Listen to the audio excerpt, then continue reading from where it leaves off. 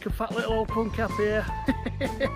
Anyway, there was one that was washed away in the Boxing Day floods of 2015. Not the doggo, doggos never make sense. But we love him all the same. But not only this big lump of concrete here, you've got these great pins in here. Maybe they've built, whoa, what the heck?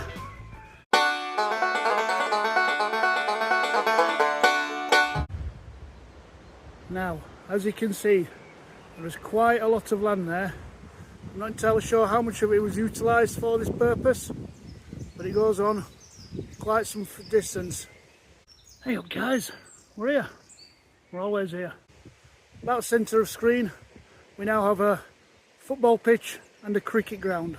Obviously, two separate bits of land, as football's quite a harsh game on the terrain, and cricket, you need it to be a nice smooth crease and fold and things like that. Sorry, I don't do sports. Anyway, this isn't about sports. Thank you for joining me. We're going to have a look around Dixie Woods and in regards to some information I found out from some amazing people over a video shared a few weeks ago, and how they gave me some information about it all. It's a bit of a double whammy as well, this one.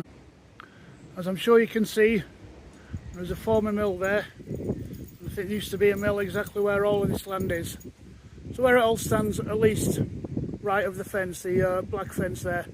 And I believe that that was Hollins Mill. Might be wrong. It used to be in about centre of screen now. Out there used to be an old stone arch that was something to do with it. But, and I dare say it was after the mill closed down, or at least was no longer used for mill purposes. There used to be a military detention centre here.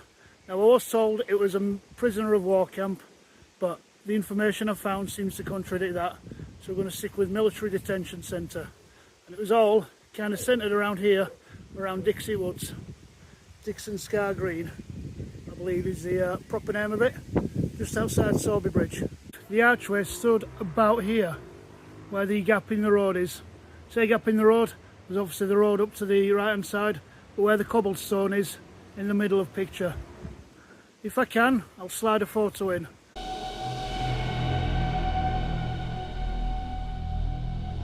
One of those photos I may use, and I've sorted it out with him, I've okayed it with him, is one I think was taken by David Ball, who was a local historian at least.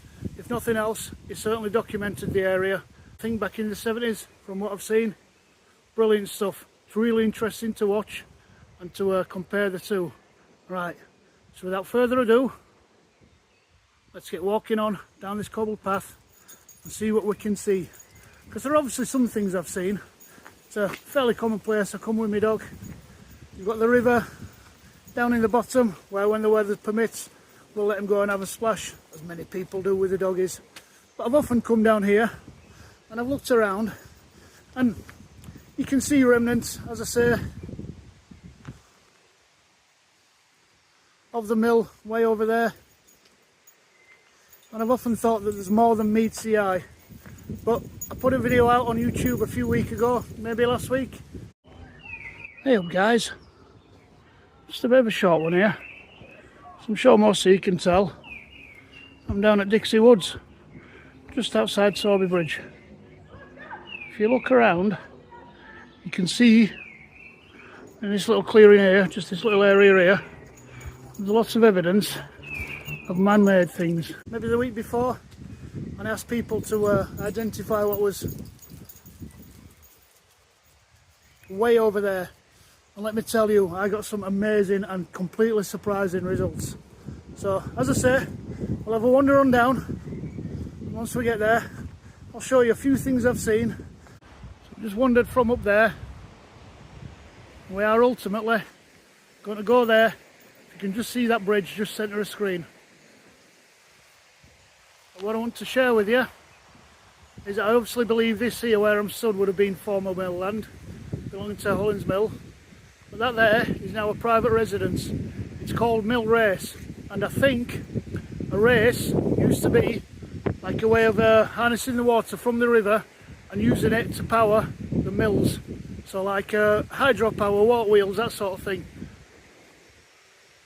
I mean, it definitely looks like it could have had a big wheel underneath it and whatever other systems, pulleys and things like that. You can see it's elevated. It's a beautiful little house. Often walk past, as I say, with the dog, and I think it looks great. There's usually somebody working away in here, and they're doing all sorts to tidy this place up and make it look a lot better. So yeah, thank you for that. Right, let's walk on through to these Dixie Woods, and I'll throw you some of my theories about what I've learnt and how it sort of all cobbles together in my brain. But the bridge that stood there, well, looking at those joists, was very different to how it is now. But there was one that was washed away in the Boxing Day floods of 2015. Boy, what a crazy day that was. If you don't know about the Boxing Day floods, there's plenty of information online. But yeah, let's get over this bridge.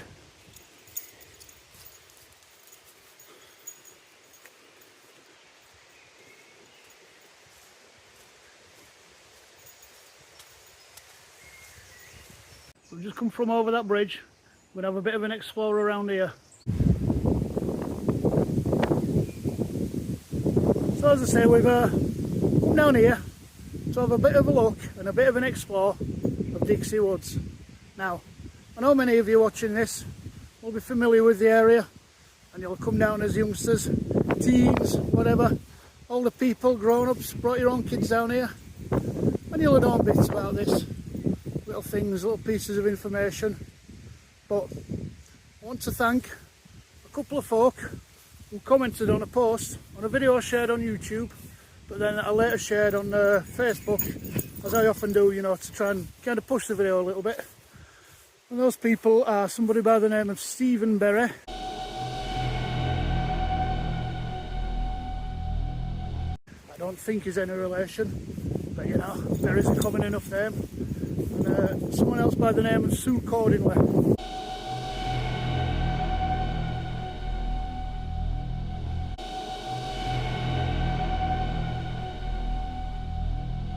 From what I've read online, from what I've gathered, I think that this place here is kind of a bit of common ground, kind of used as a bit of a football area. As you can see, the goalposts at either end. I think this would have been the parade ground, and I believe the military detention centre is for those naughty soldiers, perhaps ones that have deserted or mutineered or things. I'm sorry, I'm not military or ex-military, so the terminology kind of escapes me. But obviously there will be people watching and they will know. The thing that made me think, well, it's not just a bit of common ground here, is what we're about to see just up on that darkened path that's about centre of screen.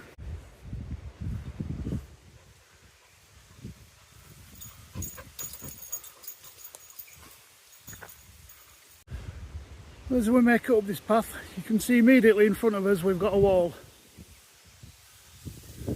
We have some stonework in the ground here, and then a path leading up there. But it's not that path that concerns us just for the minute. Where we need to go, or where I'm going to take you, is up this little path here. And this is where I first posited the question as to what was up here. Because there's all this man-made stuff around. It's all highlighted, very easy to spot. I get that it's been reclaimed by nature.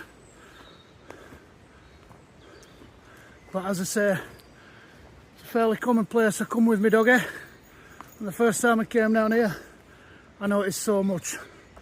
And well, it's taken years to get this far, and I feel like I'm only just beginning to scratch away at the surface. And that was this little area just behind me. As I say, I'll link the video in. I don't want to show the same area twice, but just about there, where I'm looking around, there's bits on the floor, there's walls around and everything. And I go, what used to be here? It's all man-made. And yeah, thanks to you lot, all you lot. You're all ace, especially a handful of you. You really helped me out. And you told me what used to be here. You also mentioned that there were coal drops, which again, that comes back to Mr. David Ball, his photos and other people's information on his photos. I've, you know, filled my head in, told me that there were coal drops there. So once again, thank you. It really means a lot. I'm uncovering all this history, one little piece at a time. As Wildman Gaz Eardley would say, put his name down there, give him a like, give him a share, give him a subscribe. As Wildman Gaz Eardley would say, we're following truth nuggets. Right, what we're going to do, we're going to head up that way And I'll show you one other thing that when I first discovered it years ago made my mind go brrrr.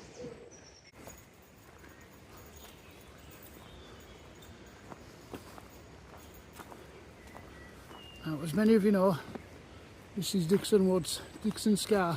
I believe Dixon Scar Green. I keep saying that, you know, so there must be something in my brain. Now, I don't know if you can see, there's a kind of made walkway there. It's the, when they intertwine all the twigs together, sticks and whatnot. Bloody flies. Just on the brow, there's a bit of an allotment. And just over there is Sowerby Cemetery. And let's see one more thing that started little bits of my brain going, hang on, and joining dots, or rather, uncovering dots that we're now beginning to join. It's the crux of the 3 roads. The one centre screen I showed just a minute ago, where you walk up.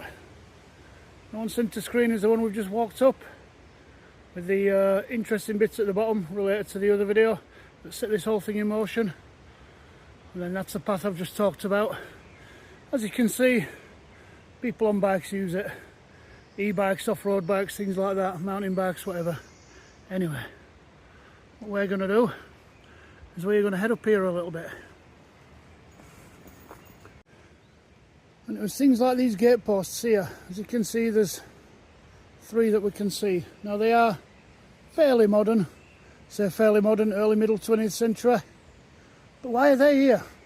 I mean, I know it's often referred to as a quarry around here, and I think if you look at it, it used to be a former quarry, and also with it having the name Dixon Scar, I believe Scar often refers to a quarry. So yeah, you've got the quarry on one side, you've got the mill way down at the bottom, but these modern concrete things, I could not get my head around them, I could not fathom them. I was just like that, like, well, yeah, really old history, but that's too modern, I can't get it. I don't know, what is going on? What the heck is going on, eh? But you know, still, I'd come down with the dog, walking from up that way, walking from over that way, discovering paths London foot, discovering ways up to Sowerby, all in various videos. As I say, one day I started coming this way, and I was taking photos. Then the next thing I know, I'm doing this YouTube thing. I'm sharing all of this for you. But as I'm still walking through, I'm still noticing these modern things, and I'm thinking, I say modern, within last century. And I'm thinking they just don't fit in. There's just, it's like point A, point C, where's B? You know, point A were 1800s, whatever. Point C is where we are now. Where's point B? What will point B? Proper doing my head in.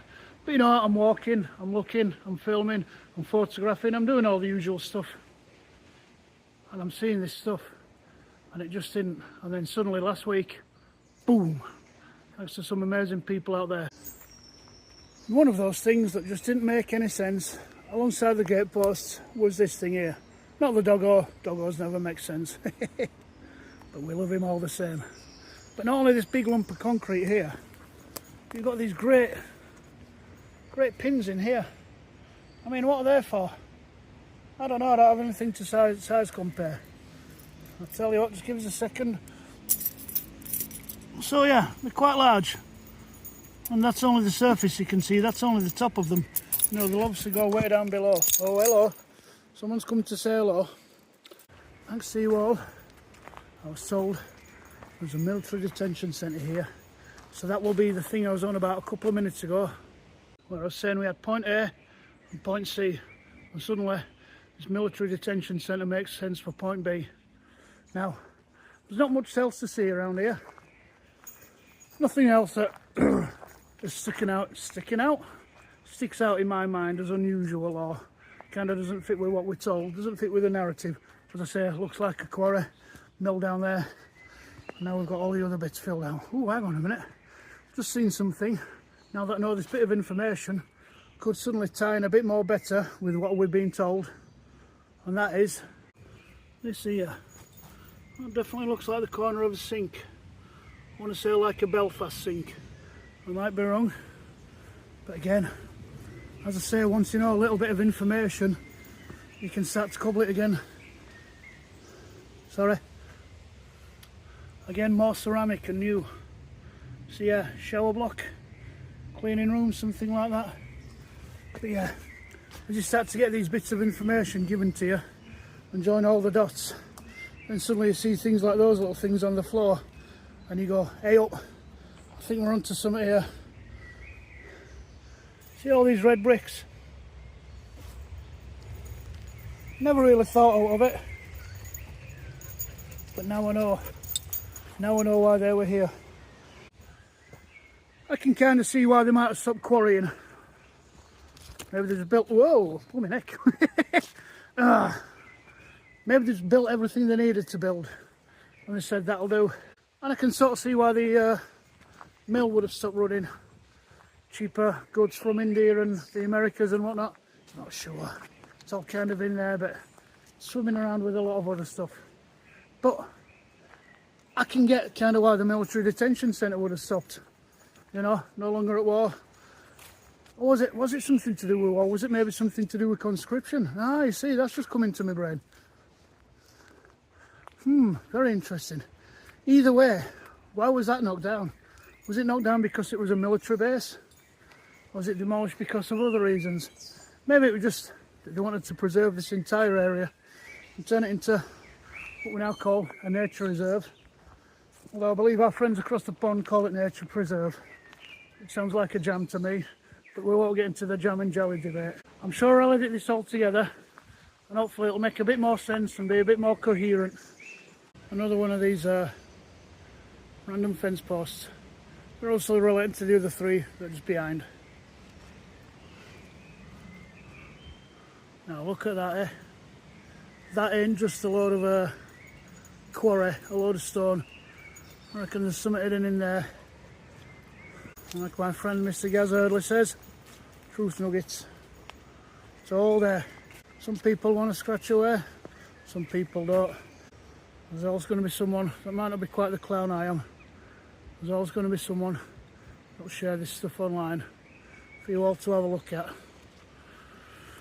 Just something to think about, just something to talk about, just something to wonder, something to muse. Slightly different path to where we came. Come on, mate. There we go, there's the original three. The three amigos. Don't ask me. Could have been Three Stooges, I suppose. Because again, you just sort of walk around and you just, woo, blooming neck, slidey as heck. See all this quarry evidence. And then you see that, and I'm not saying the two ain't related, but you don't really put the two and two together. And then you find out a little bit more information and you start to question things a little bit more. Just a little bit more.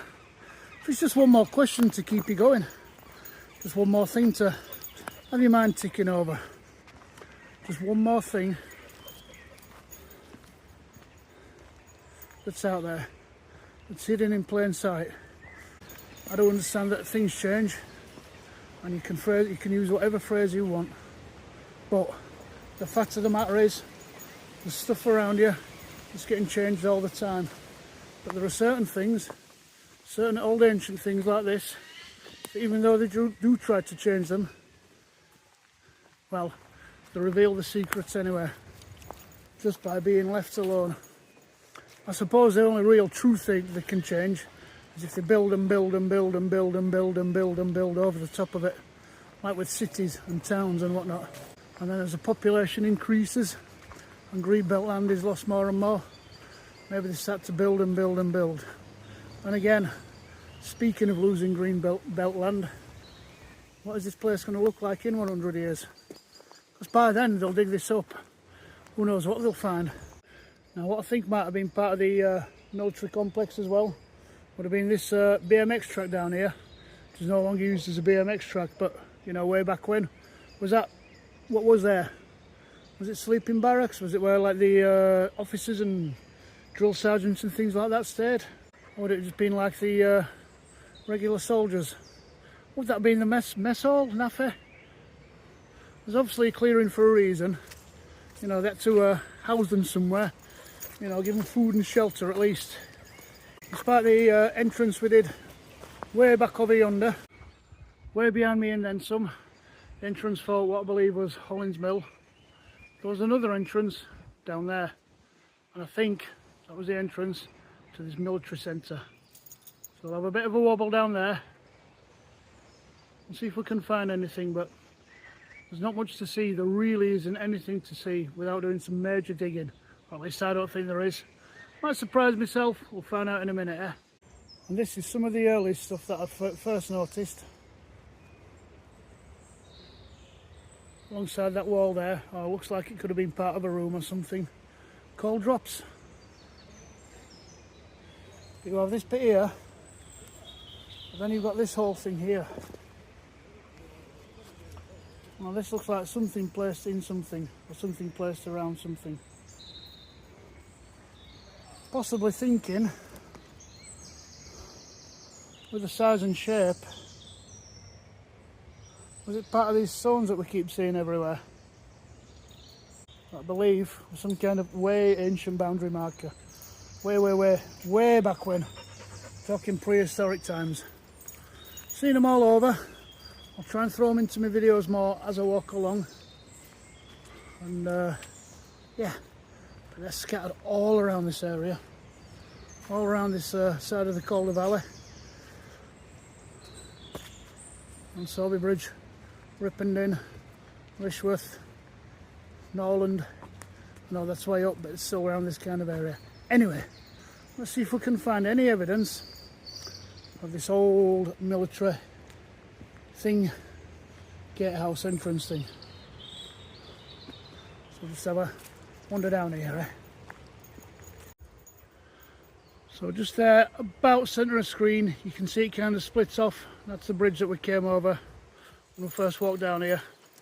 This is the BMX track that I was only talking about a couple of minutes ago. So maybe was this the canteen? Maybe was it the sleeping quarters? Was it the exercise yard? And I believe that part of this, the reason that this was used, is because of the derelict mill, which obviously wouldn't have been derelict. So just there, across the bridge where all the plant machinery is and whatnot, and you've got a mill race house up there.